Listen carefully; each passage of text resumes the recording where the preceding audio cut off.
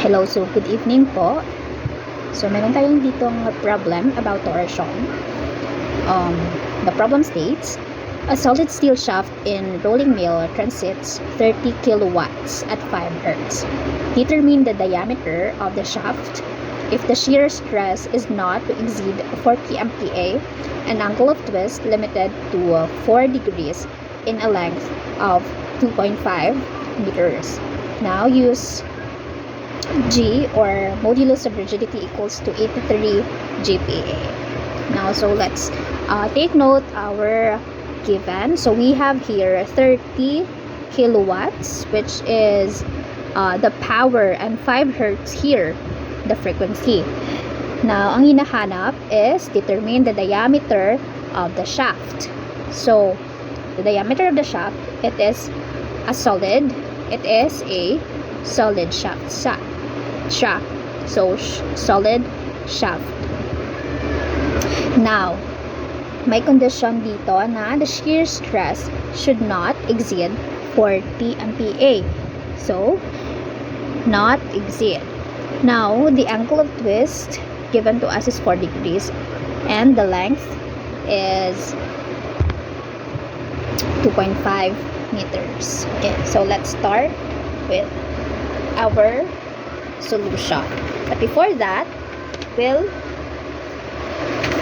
have some formulas muna. So, I have here formulas. So, meron tayo ditong formulas. Let's just ito na mga formulas. Okay. So, let's discuss the formulas muna. So, meron tayo ditong stress din ito. So, may formula tayo dito na torque times your distance from center, or mm, and this one's your polar moment of inertia, which is in mm raised to the 4th power. So, since hindi naman natin gagamitin sa problem na to, let's proceed dito. So, we have here a solid shaft. So, this one is the shear stress for solid shaft. Okay? So, let's remember this. Shear maximum is equal to 16 times torque all over pi d raised to 3. Now, we have here another shear maximum formula. So, para saan ito? So, ito naman na formula is for hollow shaft. Hollow shaft. So, ibig sabihin, may malaking diameter and meron ding smaller value na diameter. So, we have here a formula, same din sa itaas, pero of course, may difference lang sa diameter. Now, 16 T times the bigger diameter all over pi times the quantity of the bigger diameter raised to 4 minus the smaller diameter raised to 4. Now, let's proceed here. So, meron din tayong formula for this one is the angle of twist. So, the formula here, meron tayong torque times the length, and then the polar moment of inertia, and your modulus of rigidity. Now, magagamit natin to sa problem natin, and ito rin. And now, since diba sa problem natin, may nai-given na 30 kilowatts. So, 30 kilowatt stands for power. Now, may given din tayo na frequency doon. So, this might be applicable. So, power is equals to 2 pi times frequency and times your torque. Now, let's proceed to the solution to the problem. So, let's remember this one. Let's remember the formulas. Okay? Take note of formulas. And let's proceed to the solution to the problem. Okay. Solution to the problem for torsion. Ay, dilim. Okay, solution. Oops, solution. So, let's find, to get the diameter, safe diameter. Wala na nangyari. Parang dilim. Okay, ay, wala. Okay, solution. So, we have Firstly, let's find muna the torque. So let's use the power formula that we have discussed earlier. So power is equals to 2 pi frequency times torque. Now, what is the value of our power? So here is our power, 30 kilowatts. So 30, convert this into watts, 10 raised to 3, because 2 pi, what is your frequency? So we have a given here now, frequency is 5. 5 times the torque. Now, the torque is equal to, by solving in calculator, we have torque equals 954.92966. 92966. This torque is in Newton meter. Newton meter. So remember this one. This one is our torque value. Now let's proceed to our formula for the solid shaft given our stress. So let's start with this formula. T maximum is equal to 16T all over I B cubed. This one is stress maximum for solid shaft. Solid shaft. Okay, so what is our stress maximum? So stress maximum natin is nasa 40 MPa lang. And 16T. So anong torque natin dito is 954.92966.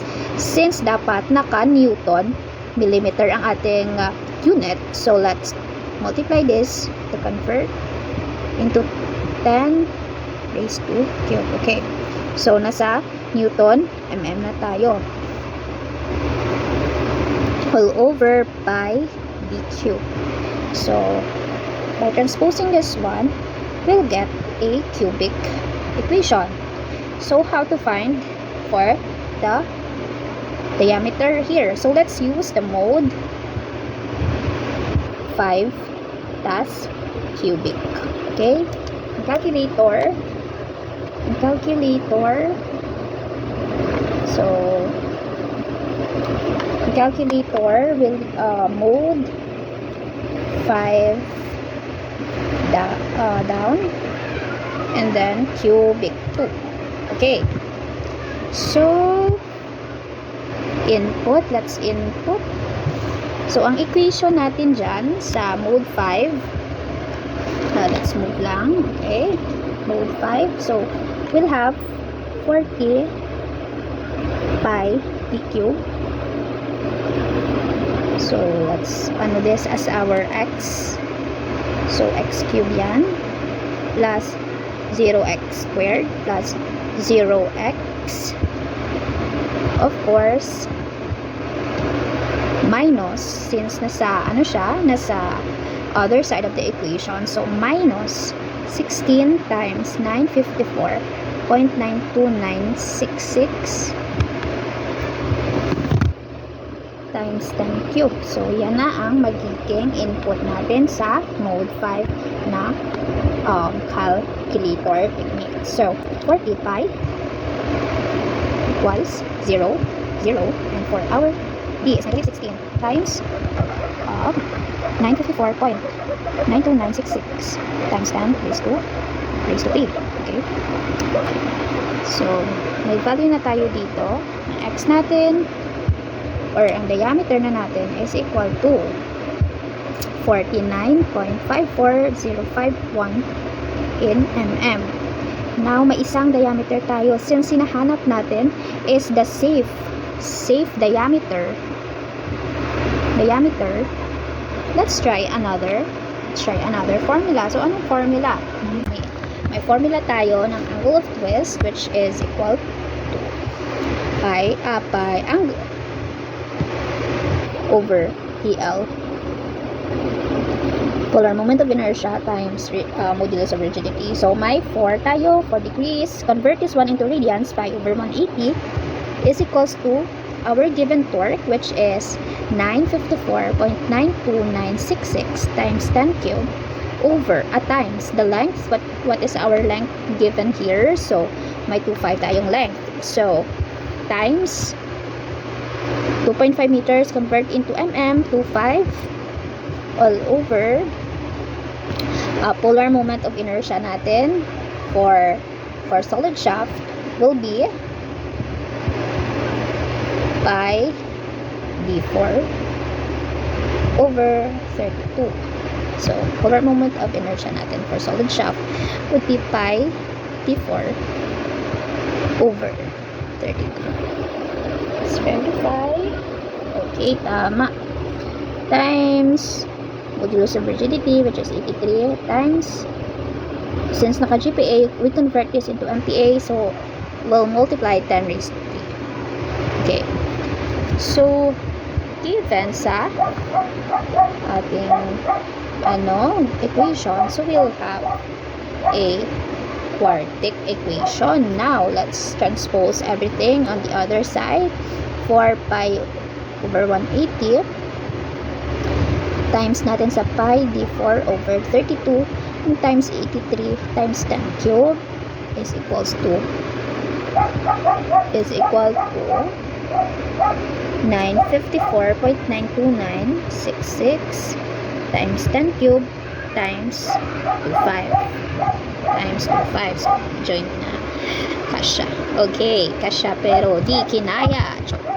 Okay, so now we'll use na naman another mode. So mode, since naka 4 power, mode 5 quartic.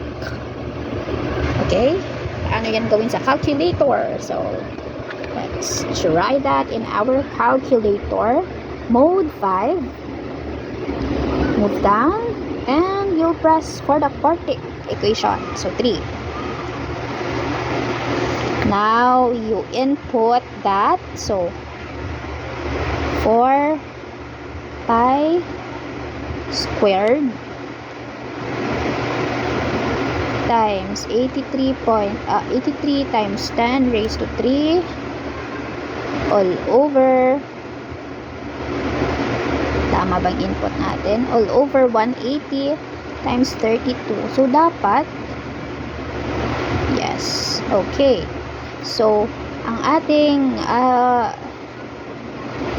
x raised to 4 plus 0x raised to 3 plus 0 raised to 2 plus 0x, transpose this one, so may negative value tayo dito of our constant equals 0. So let's input 0 here, x cubed, 0 din ang squared, 0 din ang value ng ating x. Now for the value of our constants, negative 954.92966 times 10 raised to 3 times 8 times 25 close parenthesis. Okay, so equals 45.26. So may value tayo dito ng diameter natin, which is equal to, okay, let's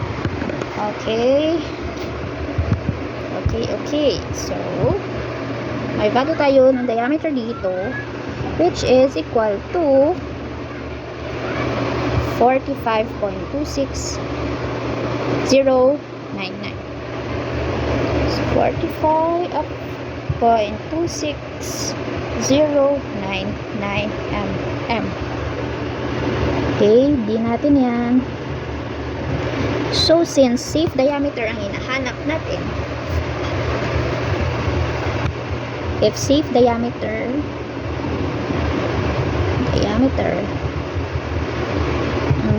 hinahanap, then choose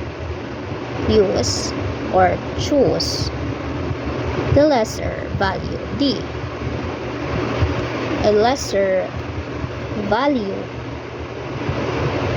of d, which is this one. So d safe is equal to 45.26099 mm. This is your final answer for this question. Okay.